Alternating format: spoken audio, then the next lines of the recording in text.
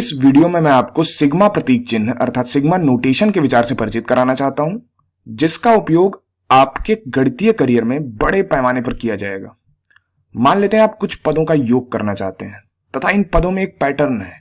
उदाहरण के लिए मान लें कि आप पहली 10 संख्याओं का योग ज्ञात करना चाहते हैं, अर्थात आप ज्ञात करना चाहते हैं 1 से लेकर 10 तक की संख्याओं का योग, मतलब 1 + 2 + 3 + ... + 9 + 10। आप इसका योग ज्ञात करना चाह रहे हैं। यहां पर इसे हम पूरा लिख सकते थे, मतलब 1 से लेकर 10 तक की संख्याओं को पूरा लिखते और फिर उनका योग कर लेते। लेकिन यह करना तब कठिन हो जाता है जब हम 1 से लेकर 100 तक की संख्याएं लिख रहे होते, तो हमें बहुत सारी संख्याएं लिखनी पड़ती, फिर उनके बीच में हमें प्लस का चिन्ह लगाना पड़ता। तो इससे बचने के लिए हमने ... का चिन्ह लगाया है। तो हम यदि 1 से लेकर 100 तक की संख्याओं को यदि हमें लिखना हो तो हम लिख सकते हैं, अर्थात हम पहली 100 प्राकृतिक संख्याओं का योग यदि हमें लिखना हो तो हम लिखेंगे 1 + 2 + 3 + ... ये कहां तक जाएगा? 99, फिर उसके बाद 100 तक, तो 99 + 100। अब गणितज्ञों ने कहा, अर्थात मैथमेटिशियंस ने कहा कि क्यों ना इसे हम और संक्षेप में लिख लें, क्यों ना इतने बड़े पद को जो कि ... के साथ लिखा हुआ है, इसको हम संक्षेप में किसी प्रतीक चिन्ह के माध्यम से लिखें। अतः यहीं पर सिग्मा प्रतीक चिन्ह अर्थात सिग्मा नोटेशन आता है। तो सिग्मा एक तरीका है बहुत सारे पदों के योग को संक्षेप में लिखने का। तो 1 से लेकर 10 तक की संख्याओं के योग को हम इसे लिखेंगे सिग्मा नोटेशन से। तो सिग्मा का मतलब हुआ योग। यह एक ग्रीक लेटर है जिसे कैपिटल में लिखा गया है, अर्थात ये कैपिटल सिग्मा है। तो अब आप क्या करते हैं, आप एक क्रमांक को परिभाषित करते हैं, आप एक इंडेक्स को परिभाषित करते हैं। तो मान लेते हैं कि हमारा इंडेक्स i है, स्मॉल i है। अब हम 1 से शुरुआत करते हैं, i = 1 से शुरुआत करते हैं और कहां तक जाएंगे हम i = 10 तक जाते हैं। तो i 1 से शुरुआत करता है और 10 तक जाता है, और 1 से लेके ये 10 तक जो i गए हैं इनको हम जोड़ लेते हैं, अर्थात इनका हम योग कर लेते हैं। तो ये सिग्मा के अंदर आ जाएगा i, अर्थात हमने क्या किया है, हमने सभी i का योग कर लिया है जो i 1 से लेके 10 तक गए हुए हैं। ये बाएं पक्ष में जो हमने लिखा है ये किस प्रकार से ये दाएं पक्ष के बराबर हो जाता है, अर्थात बायां पक्ष किस प्रकार से 1 से लेकर 10 तक की संख्याओं के योग को दर्शाता है। तो इसको हम समझते हैं।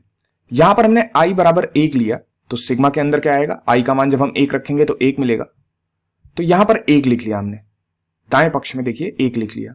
फिर i का मान 2 लेने पर ये i 2 ही होगा, तो 2 को लिख लिया। फिर i का मान हमने 3 लिया तो हमें 3 मिलता है, 3 को लिख लिया। और सिग्मा का मतलब हुआ योग। इन सब का हम योग करते चल रहे हैं और हम ये काम कहां तक करेंगे, जब तक कि i का मान 10 नहीं हो जाता, अर्थात हम i का मान जब तक 10 नहीं रख देते हैं तब तक संख्याओं को लिखेंगे, फिर उसका हम योग कर लेंगे। और इसी को हमने सिग्मा i से लिखा है, जहां पर i 1 से लेके 10 तक गया हुआ है। अब हमेशा की तरह मैं चाहूंगा कि आप वीडियो को रोकें तथा सोचें कि हम 1 से लेके 100 तक की संख्याओं का योग सिग्मा के रूप में कैसे लिखेंगे। तो उम्मीद करते हैं आपने इसे सोचा होगा। तो 1 से लेकर 100 तक की संख्याओं का योग लिखने के लिए हम इधर लिखते हैं सिग्मा, इधर लिखते हैं सिग्मा, और यहां पर इसका जो क्रमांक है, जो इंडेक्स है, वह i है, और i की शुरुआत 1 से हो रही है। i की शुरुआत 1 से हो रही है और i कहां तक गया हुआ है, 100 तक गया हुआ है। और 1 से लेकर 100 तक जो i गए हैं इन सबको हमने जोड़ लिया है, अर्थात इनका योग कर लिया है। तो यहां सिग्मा के अंदर i आ जाता है, अर्थात हमने i का मान 1 लिया तो यहां 1 मिला, इसे लिख लिया। i का मान 2 लिया तो यहां 2 मिला, उसको भी लिख लिया।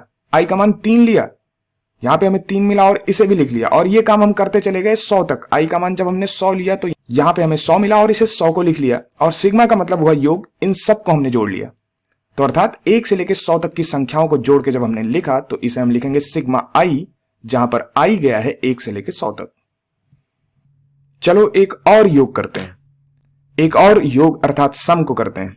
तो मान लेते हैं हमने सिग्मा लिखा और सिग्मा के अंदर हम लिख रहे हैं πi², जहां पर i की शुरुआत 0 से हो रही है। i 0 से लेकर के 50 तक गया हुआ है। अब मैं फिर से चाहूंगा कि आप वीडियो को रोकें और इसका एक्सपेंशन अर्थात इसका प्रसार करें, इसको प्रसार करके इस तरह योग के रूप में लिखें।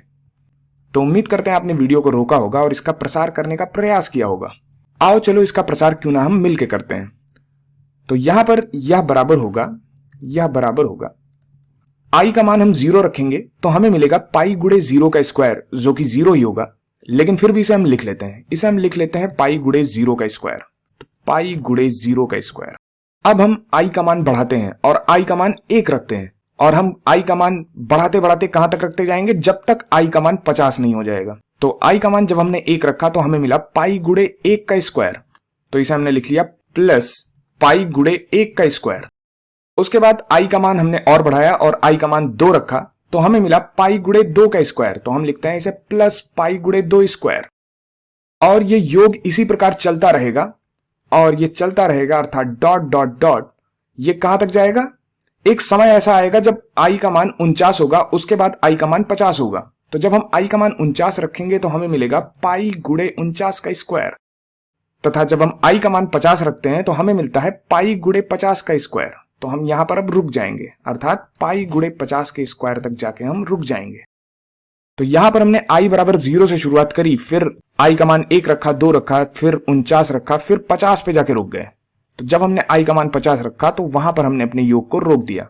तो इस प्रकार से इस दाहिने पक्ष में लिखे हुए योग को हम संक्षेप में लिख सकते हैं सिग्मा नोटेशन की मदद से, जैसा कि हमने यहां पर बाएं पक्ष में लिखा है। तो यहां पर इस योग को हम अपनी आवश्यकता के अनुसार सिग्मा नोटेशन से भी लिखेंगे या फिर इसका प्रसार करके योग के रूप में भी लिखेंगे।